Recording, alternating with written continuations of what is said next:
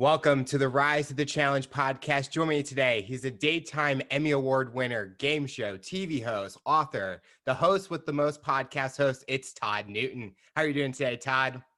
Alex, I'm rocking and rolling, man. Thank you for having me. It's good to be here. Well, I'm excited to have you on the show to talk about your rise to the challenge. What we like to do first with all of our guests is go right to the beginning.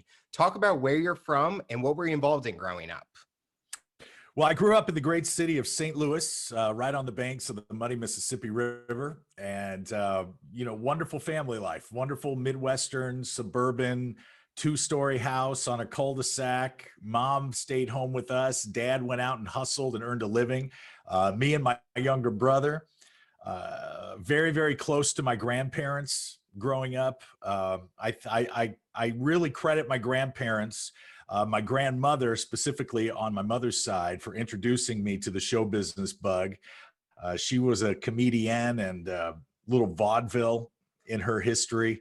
My grandfather on my dad's side was a radio broadcaster for a while. I actually have here in my studio, I have his diploma from the Midwestern School of Broadcasting. He graduated in January of 1997. It's pretty inspiring to look at every now and then, but it was a very healthy childhood. You know, I raised a little hell as a teenager, as all teenagers will, but I was always very focused on what I wanted to do, at least what I wanted to do at the time, and really believed wholeheartedly in taking whatever steps were necessary to get where I wanted to be. You talked about your grandfather and your grandmother, how they got you into the radio show business. Was there ever a thought that this is what you wanted to do as a career path, or was it just something to find as a hobby? No, it was always much, much more than a hobby. Specifically, it was Bob Barker during the day and Johnny Carson at night that really lit the fire. I had always watched my grandmother and the way she could command an audience and own a room. And I liked the way she made people feel. It was very evident to me as people would come up to her, and there was just a real rapport with her audience, if you will. So subconsciously, that was taking root. But specifically for television, you know, I would watch Bob Barker, or my mom watch Bob Barker, or of course I watched Bob when I would stay home from school. And I saw that Bob was being himself, or perhaps a slightly exaggerated version of himself. And people loved it. At night, Johnny Carson and his monologue, even when I was too young to stay up for it, would cause father to laugh in a way that he only did when he was watching Johnny. My father's got a great sense of humor, but there was a special Johnny Carson laugh. And same with Johnny. You know, Johnny was the master of letting the real stars shine. And those are his words from an interview that I saw many, many years ago. But it didn't matter if it was Frank Sinatra or a 9-year-old girl that could play with her toes. He made that person the biggest person in the world. And Johnny was being a slightly exaggerated version of himself. So before I even knew, Alex, what a host was, before I even knew what a DJ was or a radio personality, I saw these guys. And that is what I wanted to do. I just had to label it and figure out how to get there. As you were growing up, were you finding these personality traits in you that you ended up having as you were being a host later in your career?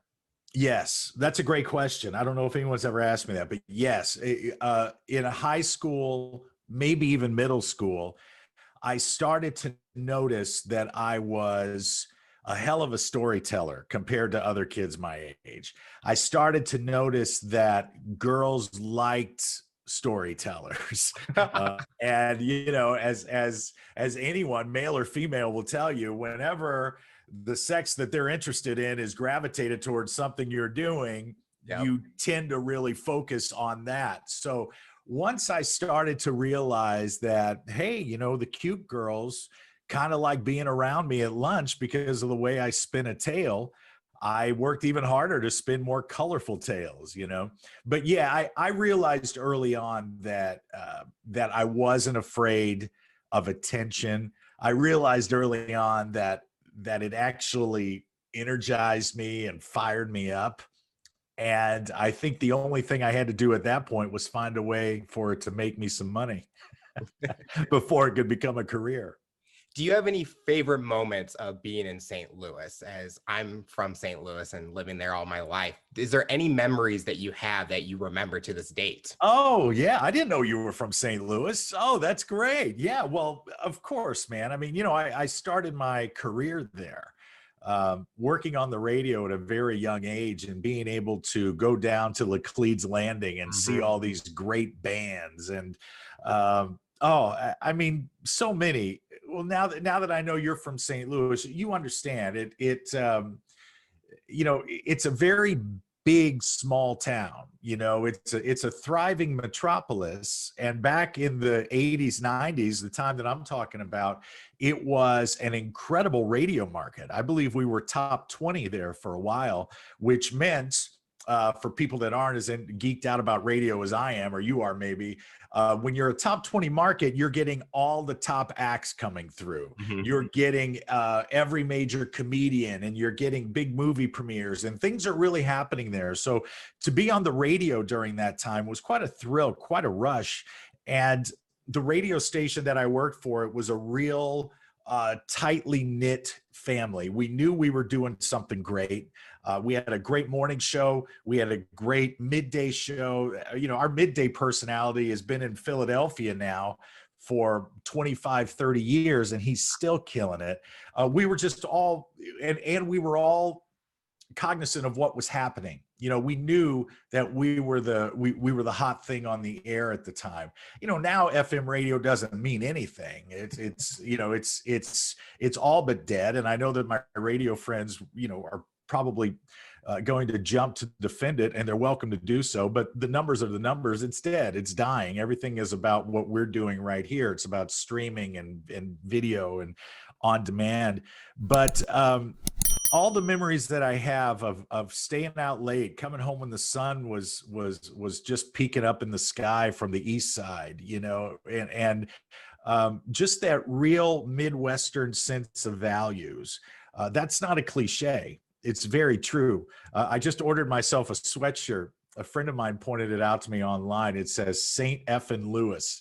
And I'm like, that pretty much says it all. Now I see your shirt, by the way. I just noticed it. But that says it all. St. Louis was a power town. It was a rock and roll town. It was a loud town. It was a gritty town.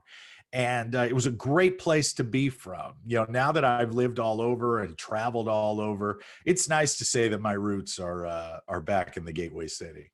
It's definitely has evolved since then. I mean, it's growing every single time I go downtown. But you talked about radio, and I moved to like mid-Missouri, Columbia, and I was trying to find radio stations. I'm like, I need my radio stations that I took from St. Louis to match what I'm doing there. And there was nothing like it.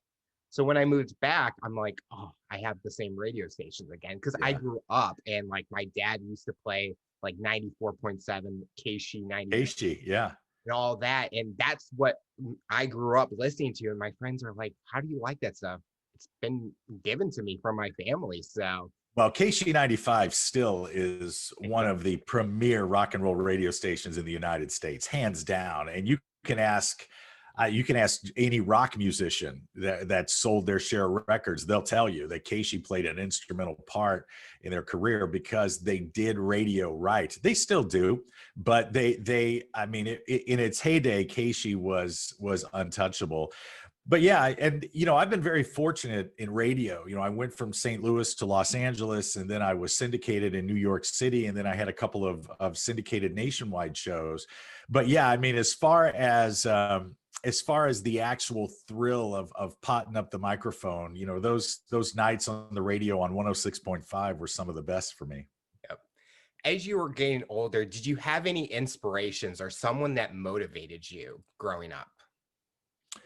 Yeah, well, there were some radio guys locally. There was a cat named Jimmy Page, the Nighttime Rage, who was on the old KWK in St. Louis, who was an outstanding FM radio personality. Outstanding, truly one of the best I've heard anywhere. And my parents were very, very cool, very lenient as far as allowing me to have my stereo blasted pretty high while I was supposed to be doing my homework.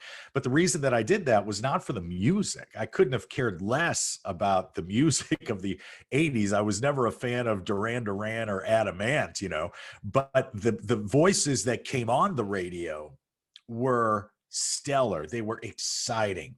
They really lit a fire inside of me. And when I got to meet some of these personalities later on, they didn't disappoint. They were everything that I'd hoped they'd be and more.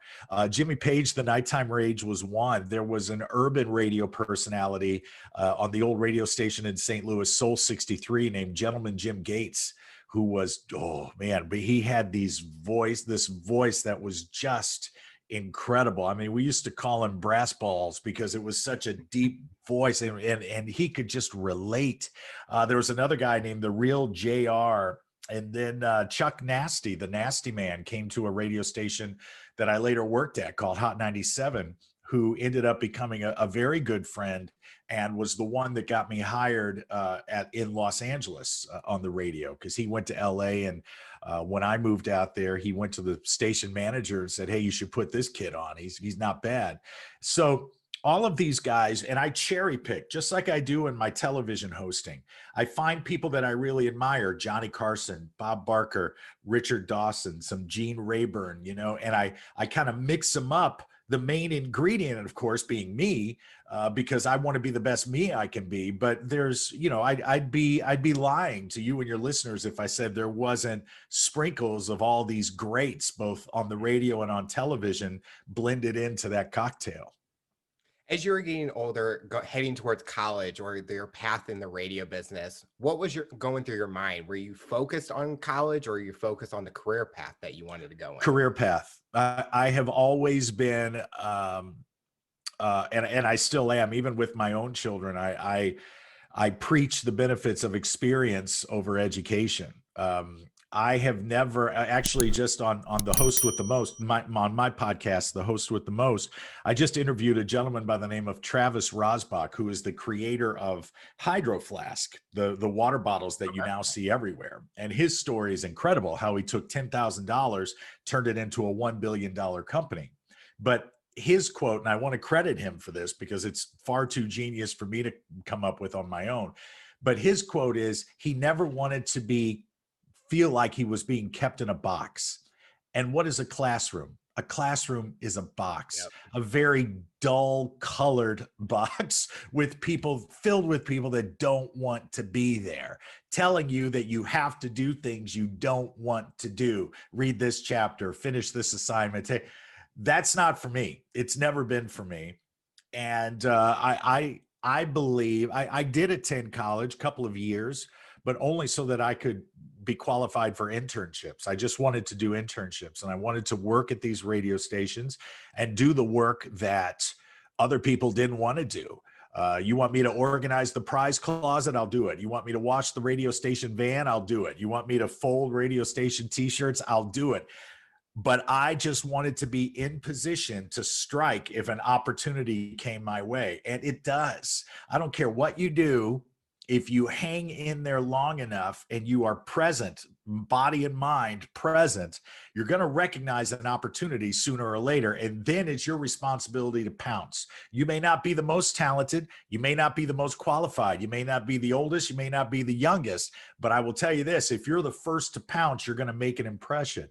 And that's what I did. And that's what I've done my entire career up to a point where, what was required of me kind of shifted a little bit, but yeah, it was always about getting in front of that camera or getting behind that microphone, much more than reading chapter 8 for a quiz on Friday. I totally agree. And I think that's always a conversation that's coming up is, do people rather get those experience and get out early, or do they want to finish? Because I look at myself, I graduated, but not a lot that learned I'm utilizing today. And Yeah. like, I didn't learn how to be a podcast host. I learned it on the go through Google, YouTube videos. And I think that's been the best learning experience for me, is actually getting out there and learning everything. So I kind Well, of, technology has changed everything, as you know, Alex. I mean, it's certainly a different world from, and I've got many years on you, but it's a different world than when I was college age. You know, there really wasn't um, a more credible way to pursue a career than to go to a university. You know, but now things are very, very different. There's not a university in the world that doesn't offer online courses that you can choose a la carte and only pay and spend time on the courses that interest you. yeah.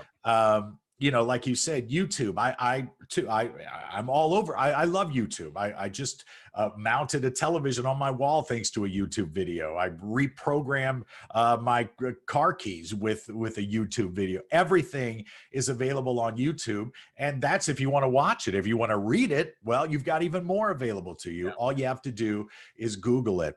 But yeah, this is a wonderful time to be someone of 17, 18, 19 years of age, where everything is available to you and nobody puts limits on you anymore. The fact that 19-year-old people are forced to pay 40, 50, $60,000 a year to go to a dated university where the curriculum is 20 years past its prime is criminal to me. It's criminal.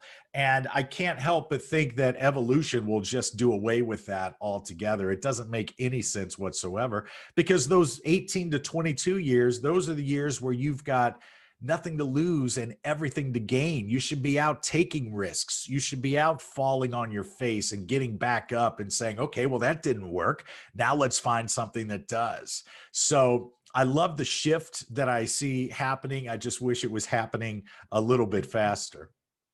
Talk about the challenges you faced during your radio career. How did it go mentally, and how did you keep yourself going and not quitting? Well, I think the number one challenge was everybody thought it would be cool to do that. And they're right.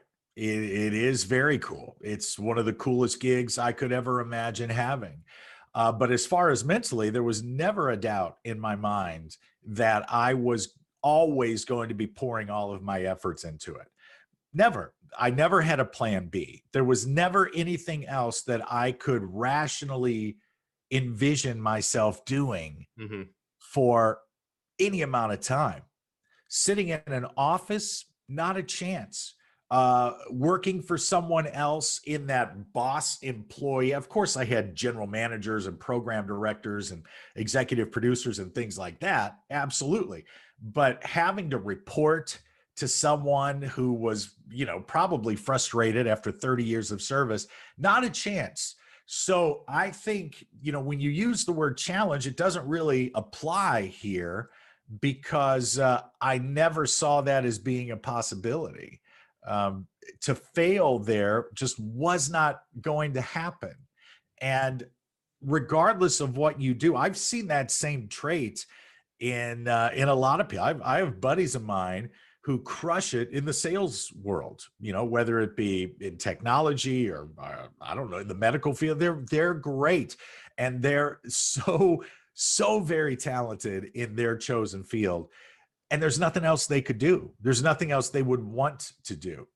Same with, I have a friend who's career military, and you know, that kind of structure. As much as I love our military, the men and women there, and I love what it provides to someone who enters the military and chooses that as a career.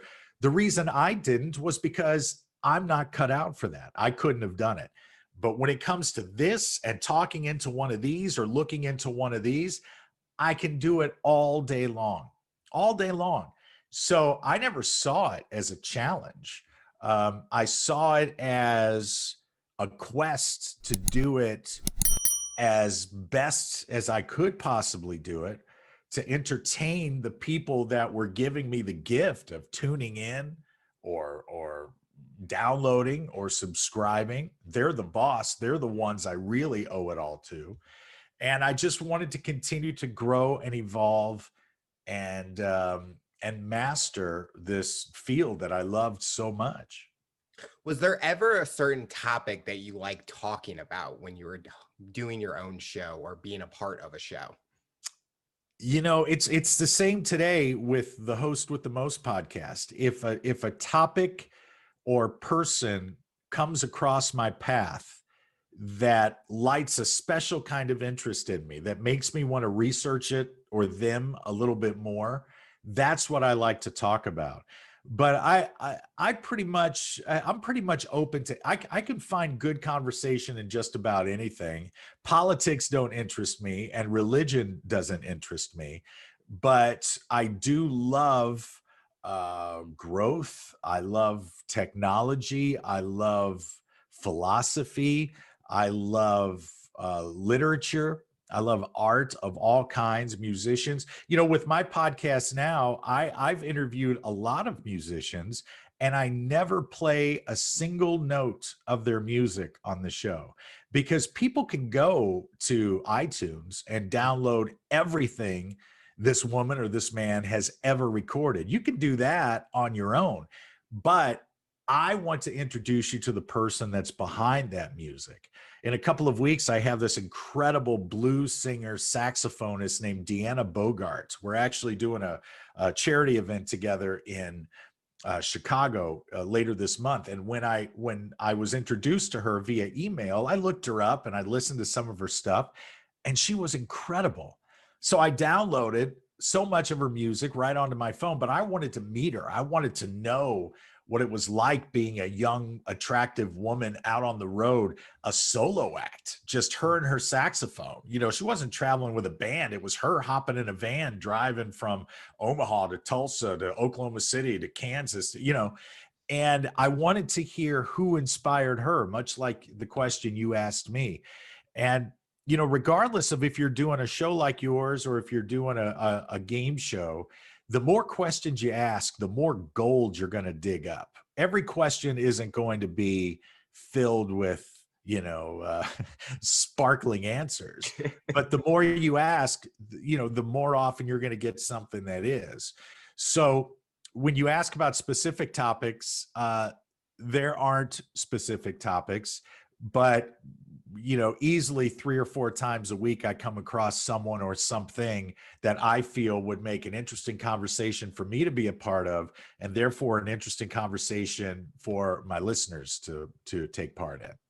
Well, you also make a great point where if we're looking at someone's bio or something, it's almost limited on what they're saying about themselves, but you never know what you can get out of your guest, and you can hit a certain discussion topic or something about them that triggers a great memory that they want to talk about. So I always enjoy when I get those out of my guests because it makes me excited to learn something new or something I didn't know about them. Yeah, that reminds me of something Bob Barker once told me, specific to game shows, but it applies everywhere. Bob said, always take the time, whether it's on television or with the touring Price is Right, that we've been doing now for 19 years. Bob always said, take the time to get to know the contestant. Every contestant, or in your case, every guest, has a reason why they're there. Yep. And if I'm standing next to a contestant who's getting ready to, play any number for a chance to win a trip to Las Vegas, I could easily say, okay, here's Ruth, and she's going to play for a trip to Vegas. Good luck, Ruth. I could do that, and I could get away with it, and I could make it loud and, have my arm around the contestant and do all the bells and whistles that a good game show host should do. Or I can take a moment and I can get to know Ruth. And by the time I'm done asking 2 or 3 questions, we now know Ruth, who just retired from the post office where she worked for 45 years. And Ruth has never taken a vacation. She's never even been on an airplane. Do we want to send her to Las Vegas? Now it's a whole new game. And everybody watching is invested Yep. in Ruth getting on that plane for the first time and going to Las Vegas and having a heck of a time on her first vacation in 45 years. So, yeah, questions are the key to a magical conversation. Nobody wants a one-way chat. Nobody. No. It's not interesting for anyone. As you were pursuing your radio career, was there any other opportunities that you were searching for? Because maybe this was your next step to going into the TV business or that entertainment industry. Um, radio, being on the radio, especially in St. Louis, provided so many side hustles, to use a current phrase. It allowed me to travel a little bit, to go to take radio listeners to concerts in Dallas or Chicago or whatever. It allowed me to go to great concerts and get up on stage and introduce bands, in front of big audiences. It allowed me to do a lot that kept me fulfilled. But as I was feeling fulfilled, there was progression. After a few years, because of the ratings we had at nighttime, I was doing the 7 to midnight show. And because of the ratings we had at nighttime with the 12 to 25-year-old demographic, the teenagers, essentially, one of the local television stations took notice and brought me on to do small little vignettes, just little short clips in between some of their popular shows. So now I was doing radio with a little bit of television, and the television work allowed me to accumulate some samples of my work, and that pushed me forward as the TV stuff grew. But there was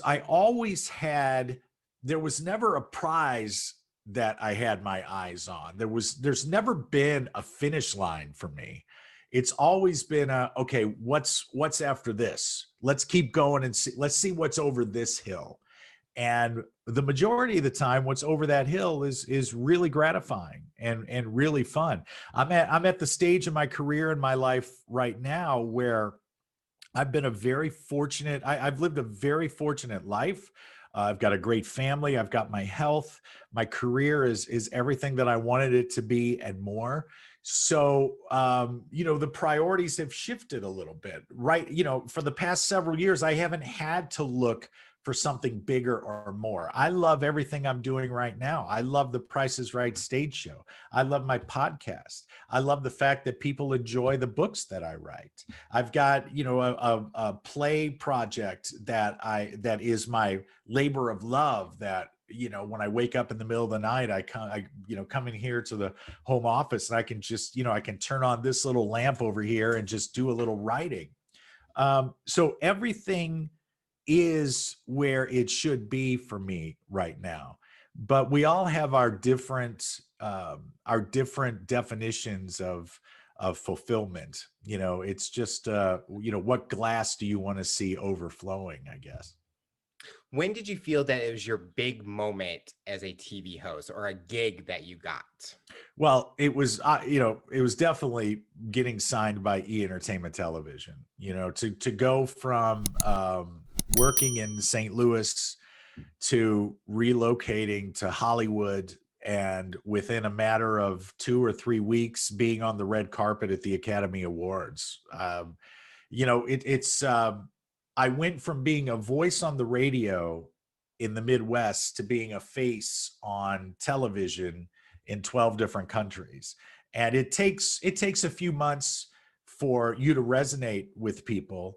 But once I started realizing that people were watching me on television, that's when I knew that the radio is going to go back over here for a while, because now we're doing this. So now I have to get really good at this.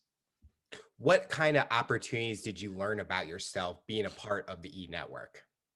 Well, the E! Network was wonderful in the early 90s because it was still relatively new, and it was certainly a lot smaller than it is now. When I came aboard, if memory serves, there were only 4 or 5 hosts on the network, and we did every show that they aired.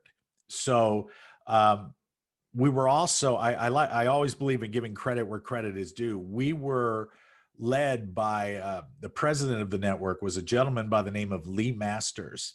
And Lee was probably the greatest boss I've ever worked for. Lee allowed us to fall down, to blow it, to to try things on the air, and if they didn't work, there were zero repercussions. We would just get up, dust ourselves off, and do something different the next time.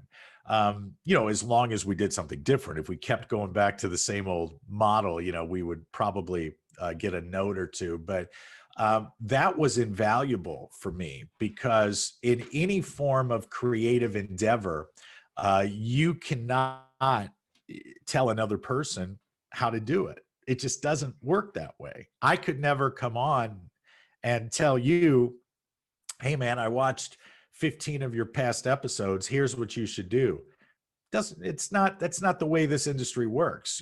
That's why artists are artists, and make no mistake about it, hosting is an art form. It's my art form, and I'm passionate about it.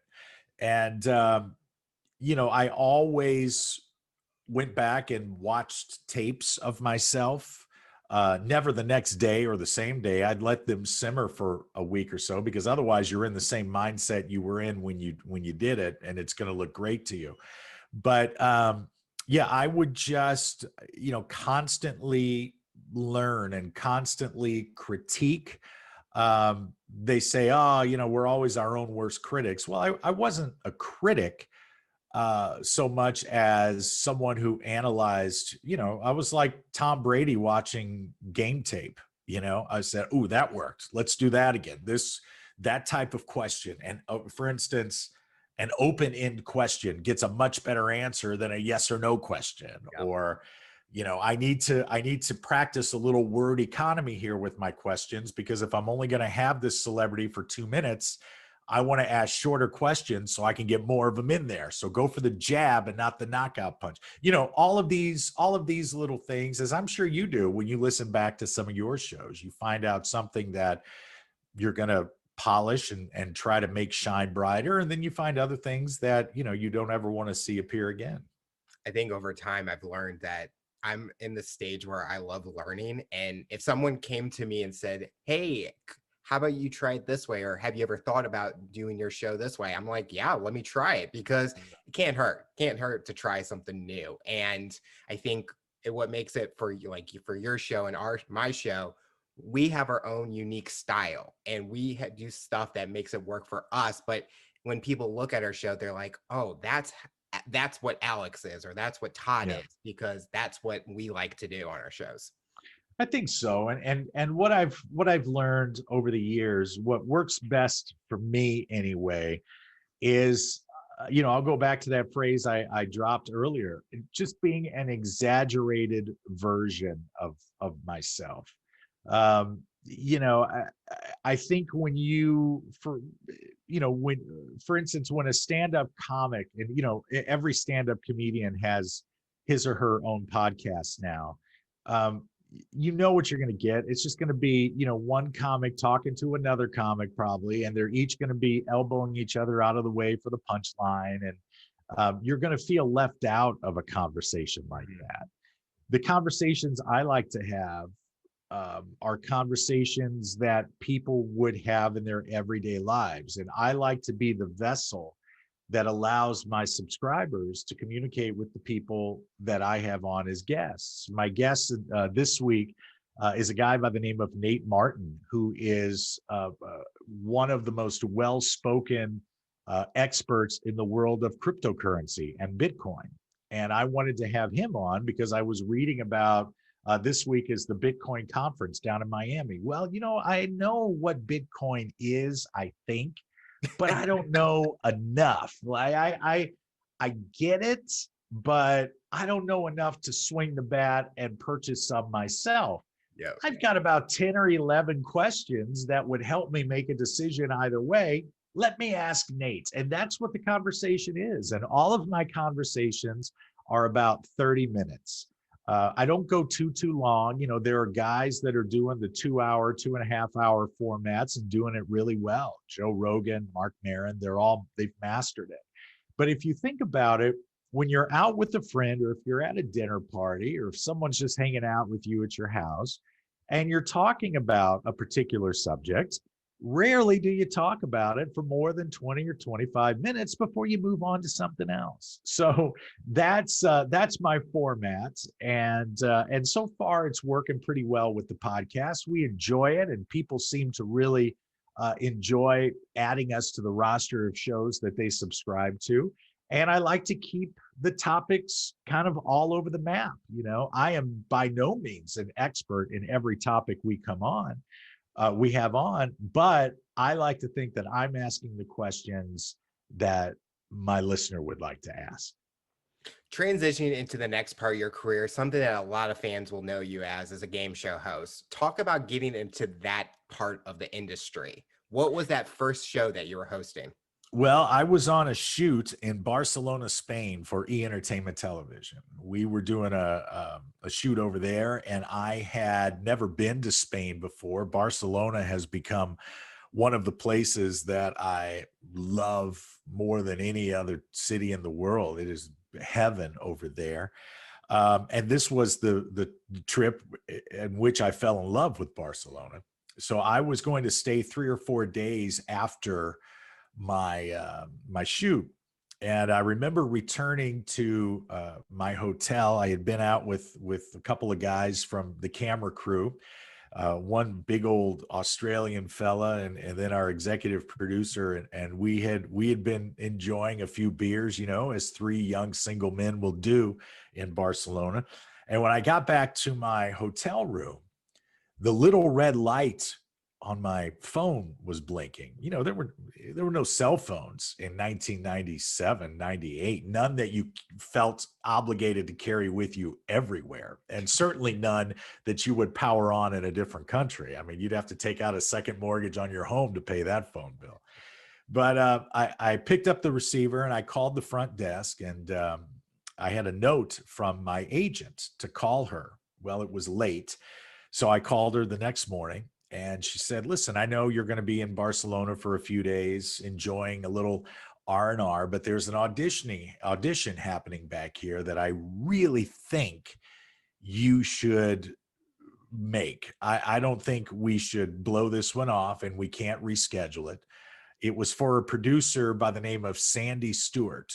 And Sandy and his father, Bob Stewart, are game show royalty. They've been behind the concepts to shows like Pyramid and Password and To Tell the Truth. And Bob Stewart was one of the creators of the original Price is Right.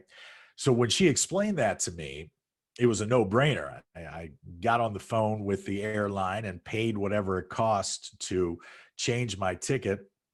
I don't remember what it was, but I'm guessing it was a pretty hefty sum. Nonetheless, I flew back and I walked on the stage over at Sony Studios, the same stage where they shot at the time Wheel of Fortune and Jeopardy. I don't know if they still shoot there, but that was a heck of a place to do an audition. And I met Sandy, and there was that connection you feel with someone that this is going to be a good day. This is going to be a good friendship to nurture.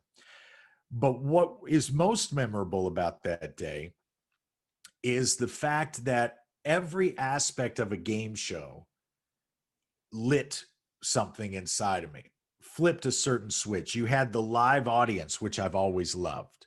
You had the fact that it was one take. I don't like doing things multiple times. I think if you're passionate about what you do, you should do your best to get it done right the first time. Frank Sinatra felt the same way, by the way, so I'm in decent company there. But most importantly, I loved awarding contestants prizes or cash. It doesn't matter if it's $5,000 or $1 million. I've had the pleasure of awarding $1 million several times with another show that I did with Sandy. But a little bit of money means a lot to someone.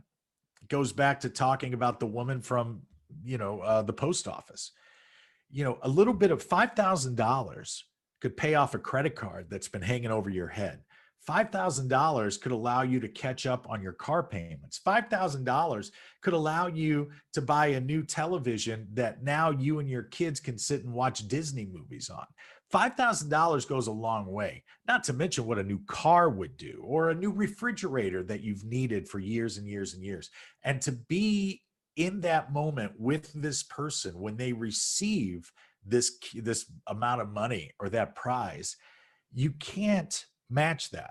There's no occupation in the world, save for maybe a doctor who cures someone who's very sick. There's no occupation in the world that matches that feeling of generosity, I guess is probably the best word for it. But I knew, even if I didn't get that job, I knew that game shows were going to play a part in my future. Now, the show was for Hollywood Showdown, which Sandy thankfully and luckily chose me for. There were some great guys up for that job. But Hollywood Showdown ran for, I don't know, 2 or 3 seasons, couple of hundred episodes, which led to Whammy, the all new Press Your Luck, which ran for another 165 episodes, which took me to Family Game Night and the Price is Right stage show. So I've worked with a lot of awesome people in the world of game shows, but I credit Sandy for opening this door into this magical world, you know, where I get to be Santa Claus 365 days a year. When you were getting the hosting job for Whammy, did you like the new style of it compared to what it used to be like in the older version? Well, you know, I was only 13, 14 years old when the original version was on. So like everyone, I, of course, knew, come on, big bucks, no whammies, big bucks, stop. I knew that. And I knew what the whammy looked like. And I, of course, knew who Peter Tamarkin was. So I thought it was a great idea that they were bringing it back. Now we're talking 2000, 2001. So obviously, and Game Show Network was at its high then. They were all about original shows. You know, this was a network that had pretty much just been airing reruns their entire time on the air. But now you've got some new executives in there, Bob Bowden and Kevin Belenkoff, and some of these real creative, true game show people that had some ideas. And I thought it was cool. I thought the set was cool. I always tell people it was such a loud show. I mean, it was really loud. The music was loud. The board was loud. The audience was loud. But it was fun. And yeah, I liked the fact that, you know, Peter Tamarkin and we each did a pilot that day. I think Peter went first actually, and then I went second. And, you know, each pilot took, I don't know, 45 minutes, 50 minutes, maybe an hour. And we both, you know, just left. And Peter was such a gentleman, such a great guy. I mean, there was no competition, no weirdness. I mean, it was, people always ask, well, was it strange being there with him? I'm like, look, Peter and I had been going on auditions our whole lives. You know, you're always there with somebody you're up against. If you're going to let that get to you, you're in the wrong business. You know what I mean? So we both left, and I think we shook hands. We might have even exchanged phone numbers if I remember correctly, because I remember we did have dinner one time before the show went on the air, Peter and his lovely wife. But we just left, and we left it up to the focus groups. I mean, at that point, it was in the hands of, you know, these focus groups, which to me, you know, I don't always feel great about focus groups. I find it hard to believe that 8 people in a room who are getting paid $25 are a true, it could be true spokespersons for, you know, an entire nation of television viewers. But listen, the game show gods, they were shining down upon me, and it worked out the way it worked out. But Whammy was the one, I think, that really put me on the game show map. A few people knew me from Hollywood Showdown, but you know, when a show like Whammy comes back, it gets a lot of heat and a lot of PR, and that was the one that kind of pushed me to the forefront of that arena a little bit. Now we have to be honest. When someone hit the whammy, did you kind of chuckle inside and like you're ready Loved to it. see those I reactions? I absolutely loved it. And here's why I loved it. Because, with our version, we had the double whammy where there was a physical aspect to it. And, yeah, I hate to see people lose money, but I love the double whammies because we had a kid up we called it the boat. And it was this big, it looked like a giant treasure chest that was hanging from the rafters by these really thick chains. And inside was this kid named Paxton, who was the funniest kid. And he wasn't a small kid either. He was a healthy boy. And why they put him up there, I don't know. But he would sit up in that boat for the entire episode. And his job solely was to drop the grass clippings or the cotton balls or the spray the water, whatever it was. And there was, it would, when that double whammy would hit, I would see the boat start to, because he'd be reaching for whatever it was he had to throw. But that made me secretly rejoice whenever a double whammy was hit on that show. See, that's the memorable thing about the show. Definitely that version was the double whammy because it Oh hadn't yeah. been done previously, and plus the big bank and everything. When the new version came out the past couple years, did you ever get a call about becoming the host of that, or did you want to be a part of it in any way? Well, I didn't know it was coming back till everybody else knew it was coming back. No, I didn't get a call, but ABC was, I salute ABC for trying to keep game shows alive. They brought back the one with Alec Baldwin, Match Game. Oh yeah.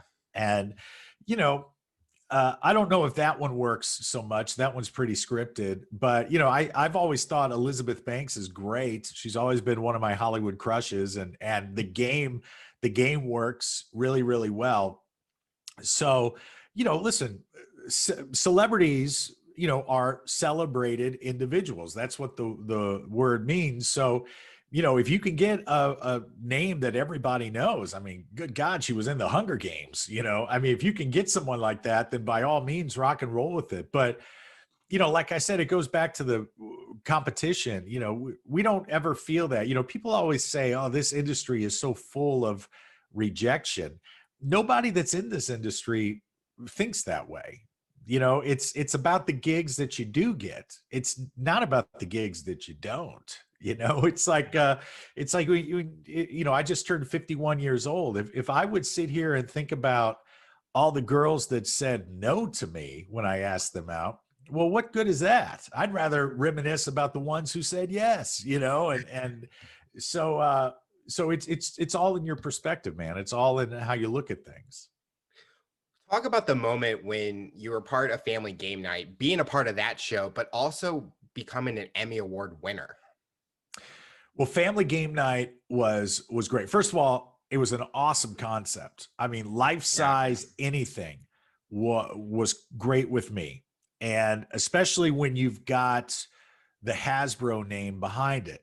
So now we don't have to make up games and hope that the American public likes them. We know they like them because everybody's got a Monopoly game in their closet. Everybody's got Jenga. Everybody's got Bop It, for God's sake. And it was an opportunity to work with a couple of guys that I mentioned before, Bob Bowden and Kevin Belenkoff. I worked with them on Whammy. They were now at Hasbro. So there was that sense of familiarity. And at the time we did Family Game Night, my kids were right in that age group. So I was there mentally. I was perfect. Now, my kids are older teenagers now. They're almost full grown. Now I'd have to put myself there. I could get there, but this was just like walking into my family room. And again, to have that audience. And in the later seasons, when we chose our contestants out of the audience, a la The Price is Right, well, to me, that made it even better, because I've always said that game shows are the only real form of reality television for the most part. Not all game shows are real, obviously. Match Game, but it's ours was, and to be able to watch parents and their kids make this memory together. If you're a family of 4 from Des Moines, Iowa, how many times are you going to be on TV in your life? And how many times are you going to be on TV with your whole family? Well, now they've got the video of this to watch, for years and years and years. And the prizes were cool. Trips to Disney World and all this stuff. It was great. And when I got the first Emmy nomination, it blew me away because we were on what was called the Hub Network. Yep. And the Hub Network is not NBC, is not CBS. So to be nominated with Alex Trebek, rest his soul, Meredith Vieira, who was doing Millionaire at the time, I think Pat was nominated, Ben Bailey was huge at the time.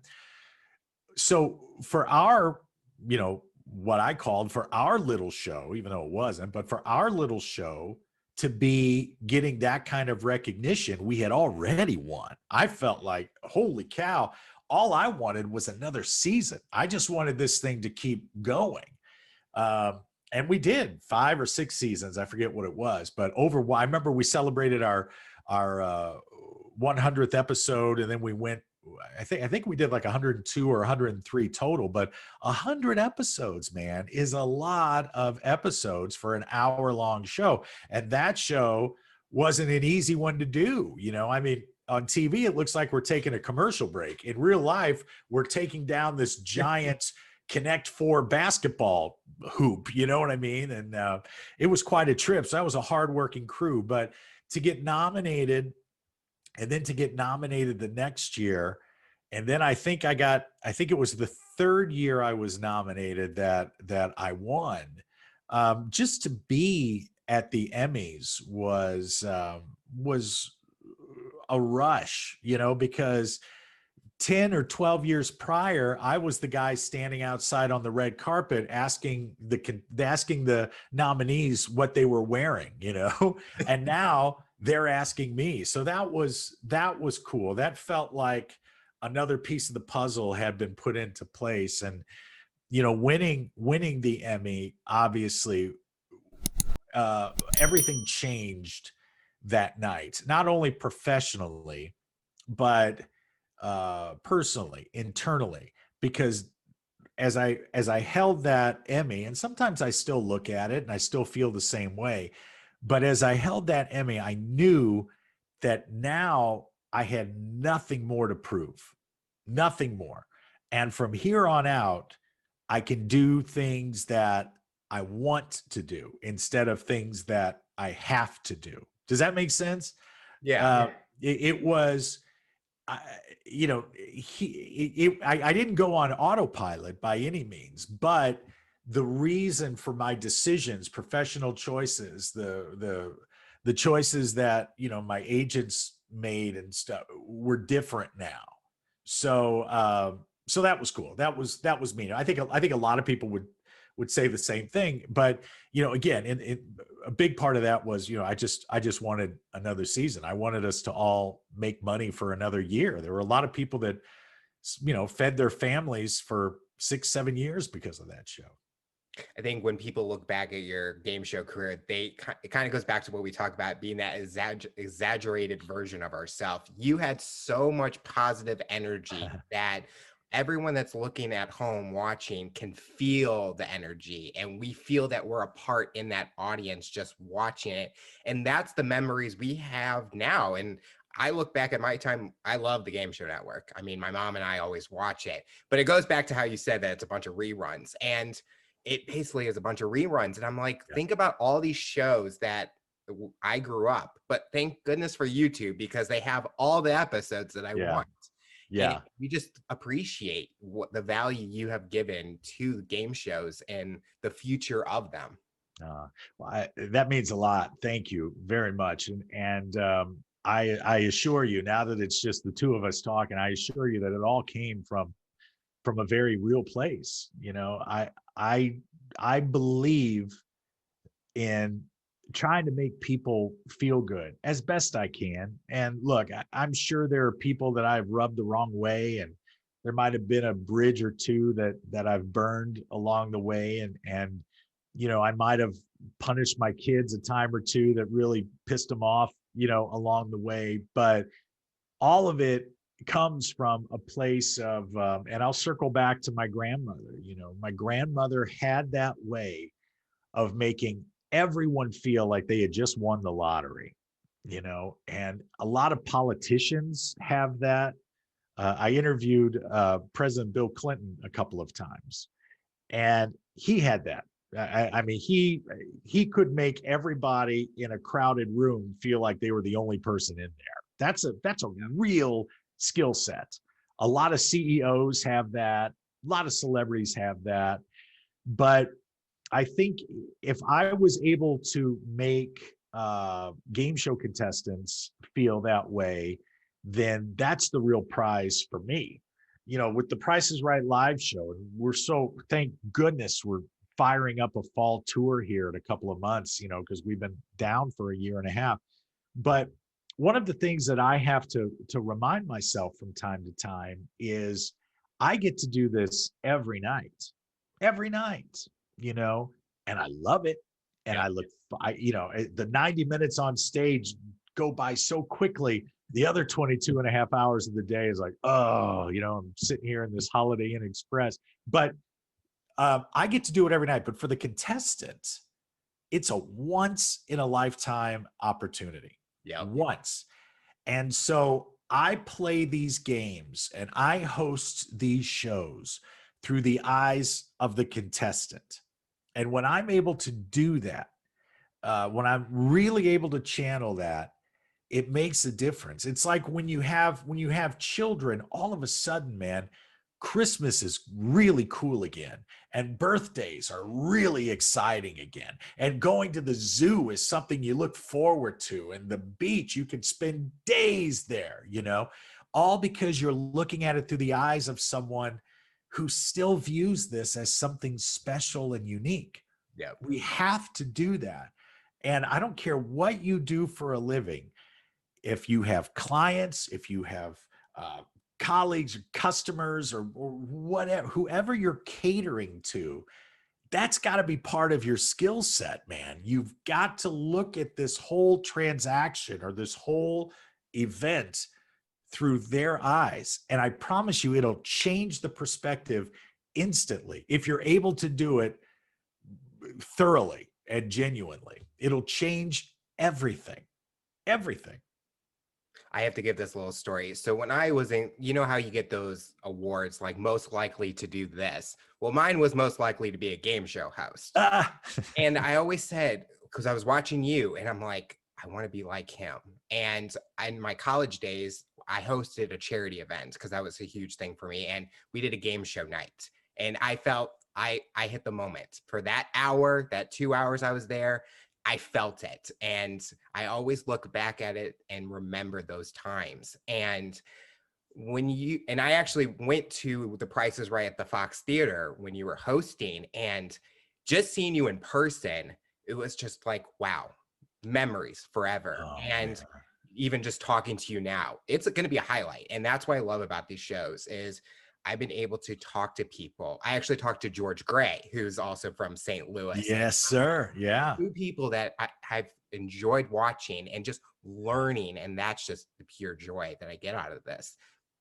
Well, thank you for that. And I do mean that from the heart, because, a lot of times when you're just looking into a camera or speaking in front of into a microphone, you don't realize how many people are listening or seeing you, and you certainly don't think about making an impact. But there have been so many people that have made an impact on me, and I'm glad that I could be there with you in spirit the night of that charity event. Hopefully, we raised a lot of money together. Yes.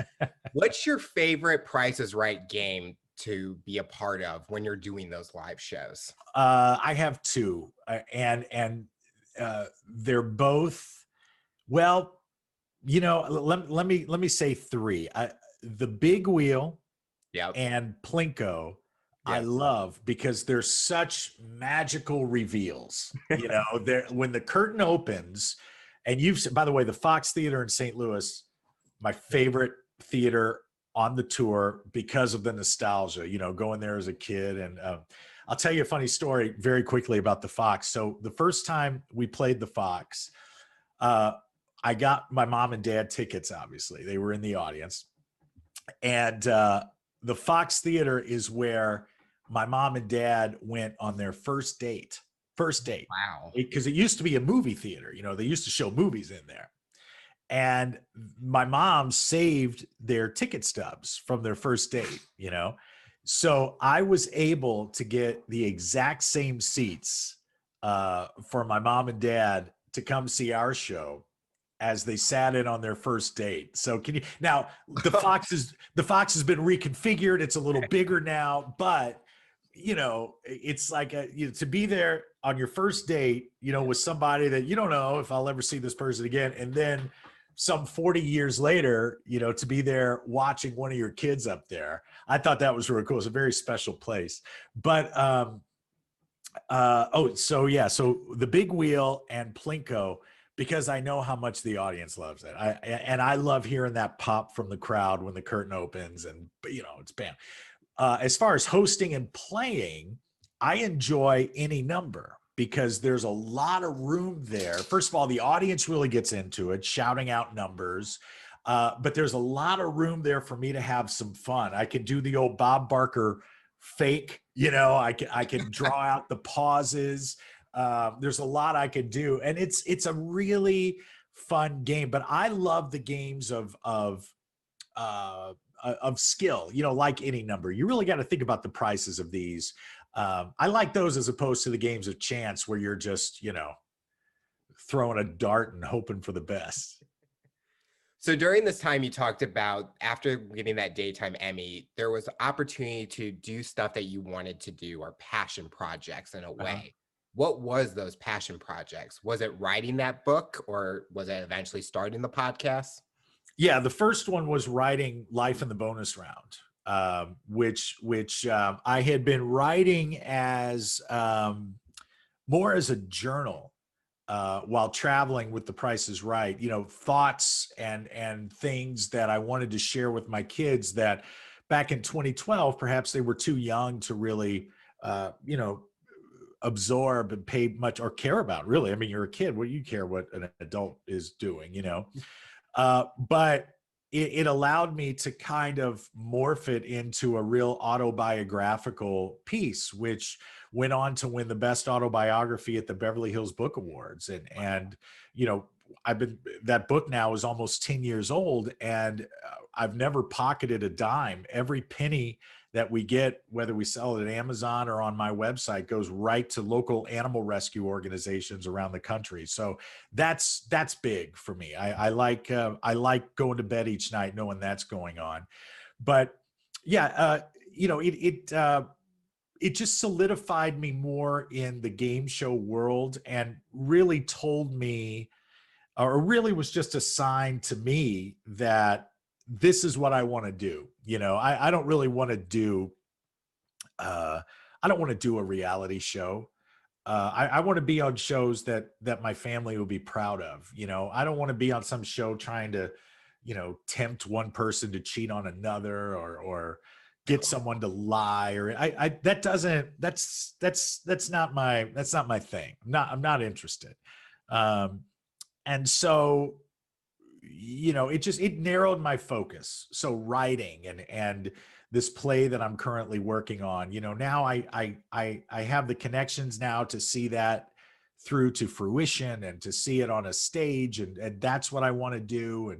And so, yeah, it kind of narrowed my focus in a positive way. Are you ever going to write another book, or is that maybe something in the future when you Well, have? I followed Life in the Bonus Round up with another one in 2016 called The Host with the Most: Tales of a Tattooed Television Personality. And that one is a continuation of the autobiographical journey. And that I'm pretty caught up now. I haven't lived enough for a third autobiography just yet. but I've got, my plans, my 3 or 4 year plan is to, get myself a little cottage on the beach and just, rescue dogs a little bit and do some traveling around the world and, get this play up and running, maybe do a 1-man show.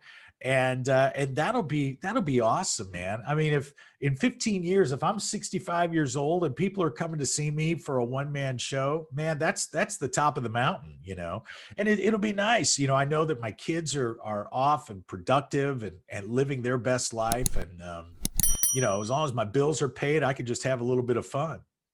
So what inspired you to get those tattoos? Because I was looking at like your hands and your arms and then your chest, and I'm just like, what's the meaning behind them? Because way back then you didn't have any. No, I didn't get my first one. I had quite a few during family game night. You just couldn't see them. I guess I got my first one about 20 years ago, but it was way up here under my, and for a long time I could cover them with suits, but I always said, I would never let tattoos affect me professionally. But then it got to the point where I had casting people and producers saying, hey, can you wear something that lets us see the tattoos? And and I've never had anyone say cover them up. So I kind of went all out. But I believe it's my own personal fashion sense that, I like to wear black on black. I've been doing that for about 6 or 7 years now on camera. Black shirt, nice tailored black suit. And it looks good with the silver hair and have a little bit of color. So I go black on black and I let the tattoos be the color that pops. And, it seems to, it's a nice niche. I think the days of the traditional suit and tie game show host are pretty much in our past. When you see a guy come on television and he's wearing that, you're like, well, what year was this show shot in? Because, even Drew, on Price is Right's getting a little adventurous with his wardrobe now. And I like it. I think it's going in the right direction. Is there a specific tattoo that you have that has the biggest meaning for you? Well, the first one, because it's my kids' names and my grandmother's name, and look, you never forget that first tattoo. It's, I remember I got it. We were in Atlantic City, New Jersey, for The Price is Right. And after the show one night, I was just roaming around Atlantic City. And at the time, roaming around Atlantic City late at night wasn't a smart thing to do because I was on the wrong side of the boardwalk. But I found a little tattoo shop and I stumbled in, and I was, it had been on my mind. It's kind of like when you see a new pair, like whenever I love wearing boots. When I see a new pair of boots, if I think about them for 3 or 4 days, I know I need to go get those boots. You know what I mean? Yeah. And I had been thinking about a tattoo for a long time. So I went and did it, and then it was off to the races. So when you're doing your podcast show, what do you like about the reaction that people have, or they give you, or like they tweet you, or something that they review about your show? Just that they felt like they were involved in the conversation. That's the concept of the show. And talk radio had always interested me, but it was very difficult when I was involved in radio to even be considered for a talk radio show. I was very young. I wasn't even, I was late 20s, early 30s. And I didn't have the years underneath me to get on and, really do a talk show with any credibility.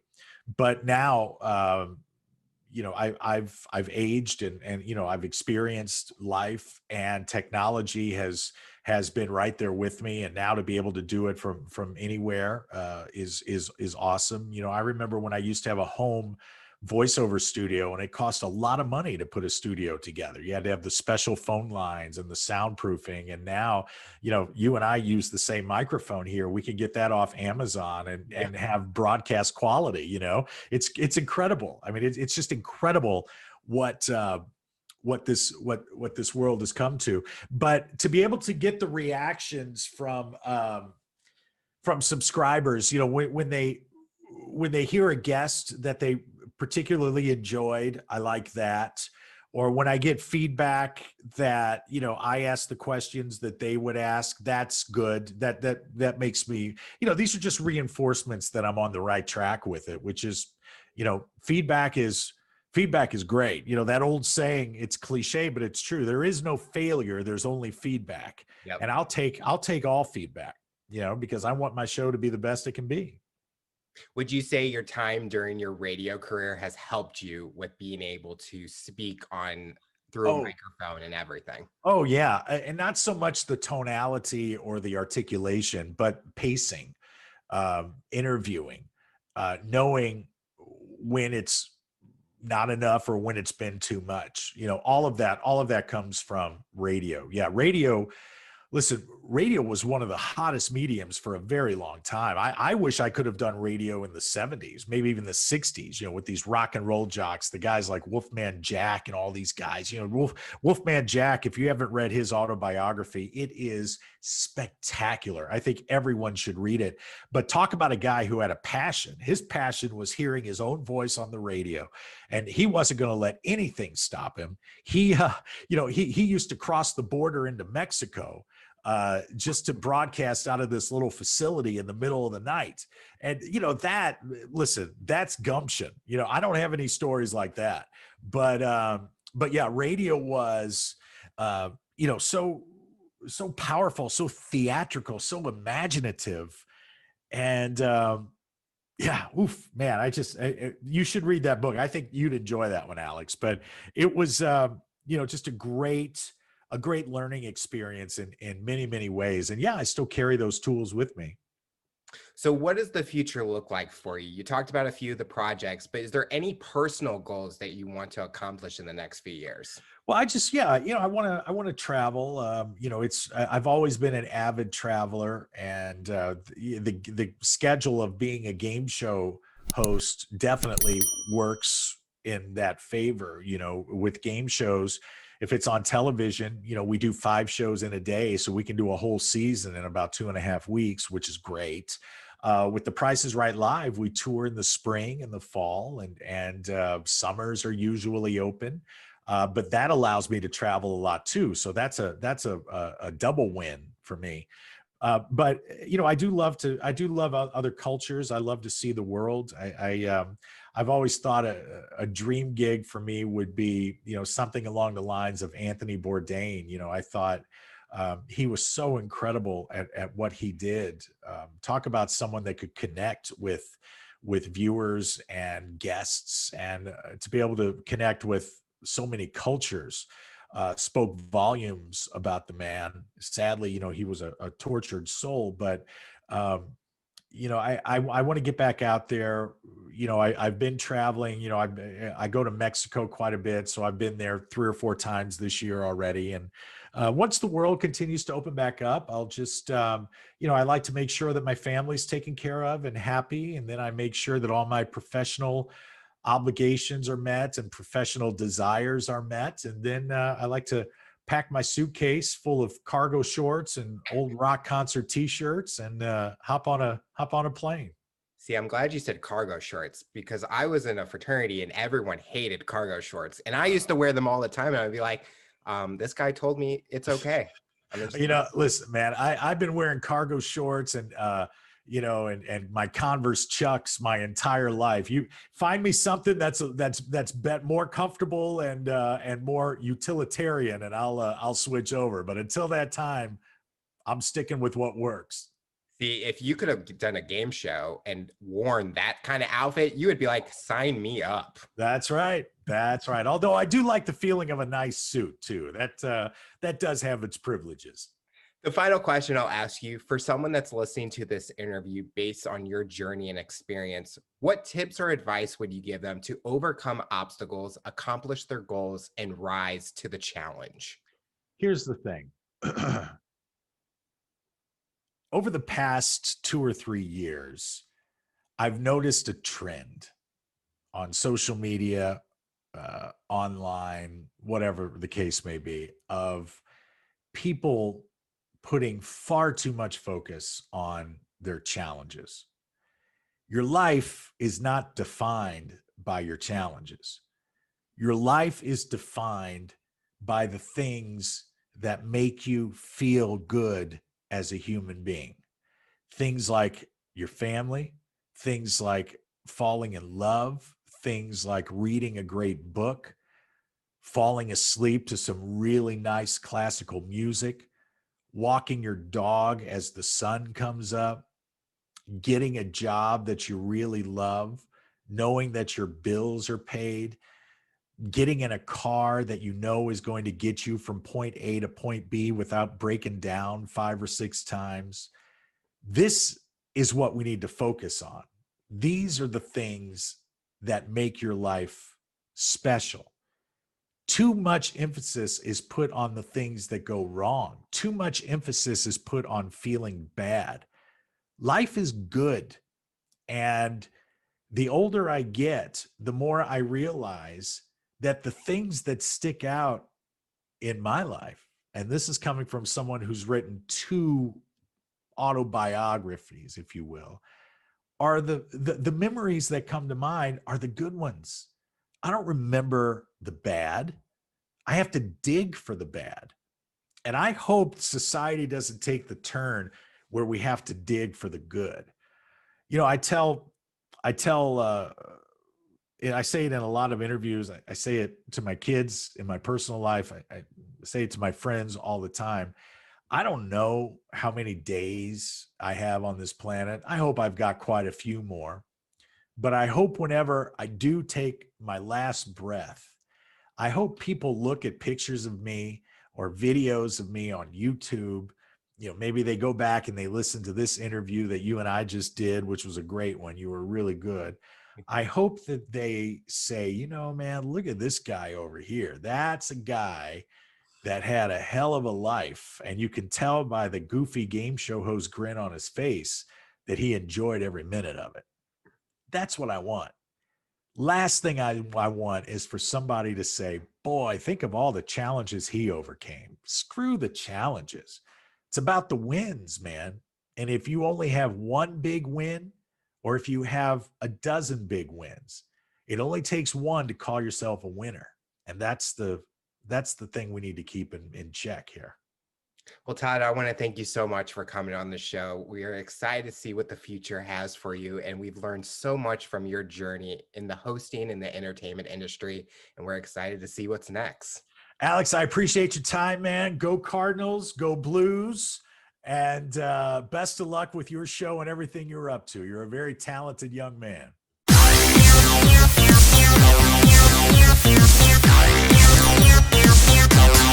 Yeah.